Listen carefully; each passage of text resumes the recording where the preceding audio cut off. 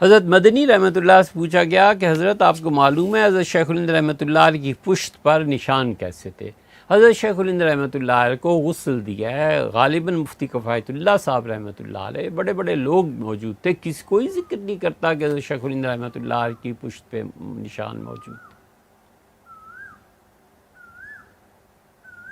حضرت رحمۃ اللہ علیہ کے شاگرد سخا کوٹ اور ان علاقوں کئی بار حاضری، ان سے پوچھا، انہوں نے غصے میں فرمایا کہ انگریزوں نے قید ضرور دی تھی، لیکن یہ کہ حضرت شیخ الہند نور اللہ مرکزو کو جلایا تھا، یہ کیا تھا، ان کا کس کی ہمت تھی کیسے کرتا؟ وہ جو موقع پہ موجود تھے وہ تردید کر رہے ہیں۔ اور یہاں سنو تو حضرت مدنی رحمۃ اللہ کی آنکھوں میں آنسو آ گئے۔ حضرت مدنی نور اللہ مرکزو کے خلفاء کو دیکھا ہے، ان کے گھرانے کو دیکھا ہے، ان کے معتقدین کو دیکھا ہے، کون سی چیز ہے حضرت مدنی نور اللہ مرکزو کی جو چھپی ہوئی؟ کوئی ذکر نہیں کرتا، یہ جھوٹ یہاں آیا ہے بس۔ حضرت مدنی رحمۃ اللہ کے آنکھوں میں آنسو آ گئے، فرمانے لگے کہ یہ میرے شیخ کا راز تھا جو انہوں نے مجھے۔ کیا راز تھا؟ کچھ بھی نہیں تھا، یہ صرف لوگوں کو جذبات میں لانے کے لیے اور جھوٹی باتیں کرنے کے لیے، تاکہ لوگ حضرت مدنی نور اللہ مرکزو کی عظمت کے اظہار کے لیے اور تھوڑی چیزیں اور تھوڑی باتیں۔ ہم صرف یہ کہتے ہیں کہ جھوٹ نہ بولیں، نہ کریں ایسی چیزیں۔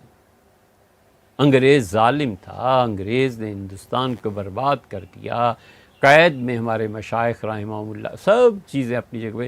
یہاں دیکھو آگے سنو، حضرت مدنی نور اللہ مرکزو نے کہا کہ حضرت کا یہ راز تھا، اور مجھ سے فرمایا تھا حضرت شیخ الہند رحمۃ اللہ علیہ نے، میری زندگی میں تم کسی کو نہ بتانا، اور میں نے آج تک نہیں بتایا۔ اب چونکہ وفات پا چکے ہیں اس لیے بتاتا ہوں کہ جب ہم مالٹا میں قید تھے، اس وقت فرنگی نے ایک مرتبہ شیخ الہند رحمۃ اللہ کو بلایا اور فرمایا تم یہ کہو کہ تم ہمارے ساتھ ہو۔ حضرت نے فرمایا میں نہیں کہہ سکتا، تو اس نے انگارے گرم کرائے، آگ جلوائی اور کہا کہ تمہیں ان انگاروں پر لٹا دوں گا۔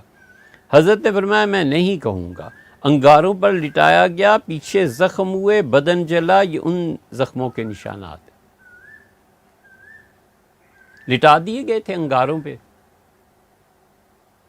ذرا سی بات عرض کر سکتے ہیں کہ حضرت رحمۃ اللہ تو سارے انگاروں سے بھر گئے تھے، جسم مبارک جل گیا تھا والعیاذ باللہ۔ یہ علاج کس نے کیا تھا؟ کوئی جیل میں ڈاکٹر تھا؟ آخر اس کو مندمل ہوتے ہوئے مہینہ دو مہینے تو لگے ہوں گے نا۔ کوئی جو جیل میں تھا، نصرت علی صاحب تھے، حضرت مدنی تھے، اور تیسرے حضرت بھی تھے رحمہم اللہ، کوئی بھی یہ کہتا ہے کہ اتنا عرصہ ڈاکٹر آتا رہا، مرہم کرتا رہا، پٹی لگاتا رہا، کچھ بھی نہیں۔ یہ جو سن رہے ہیں انہیں عقل نہیں آئی کہ پوچھتے کہ حضرت یہ علاج کس نے پھر کیا تھا؟ یہ بالکل ایسے ہی ہے۔ اور جب یہ سزا دینے کے بعد حضرت کمرے میں آئے تو رات میں سویا نہیں جا رہا تھا۔ ہم شاگرد تھے، ہم سے حضرت کی تکلیف برداشت نہیں ہوتی تھی۔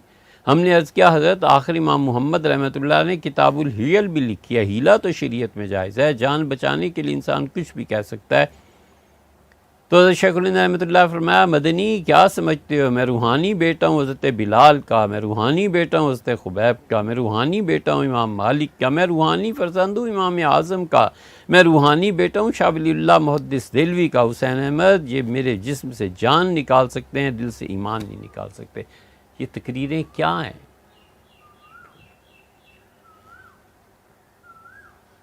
حقیقت روایات میں کھو گئی، یہ امت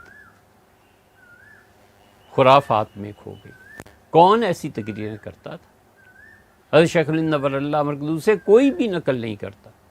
یہ صرف اس لیے کہ بے وقوف بنتے رہو اور جھوٹی چیزیں مذہب کے نام پر سنتے رہو۔ ایسے قطعاً نہیں ہوا، انگریزوں نے حضرت شیخ الہند نور اللہ مرکزو کو ایسی سزا نہیں دی۔ والعیاذ باللہ یہ سزا ہو جائے تو آدمی جس کرب اور تکلیف سے گزرے گا، والعیاذ باللہ، اللہ تعالیٰ حفاظت فرما۔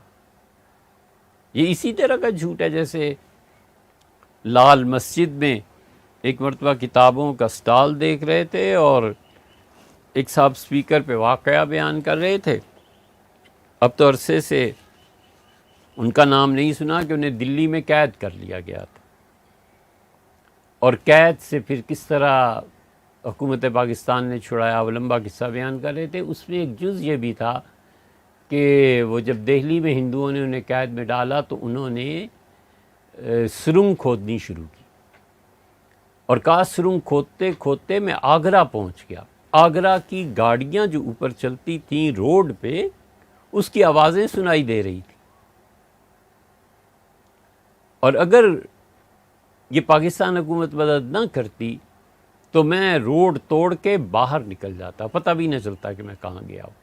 اوفو، اس پہ وہ نعرے بلند ہوئے کہ جیسے مسجد کی چھت اکھڑ جائے گی.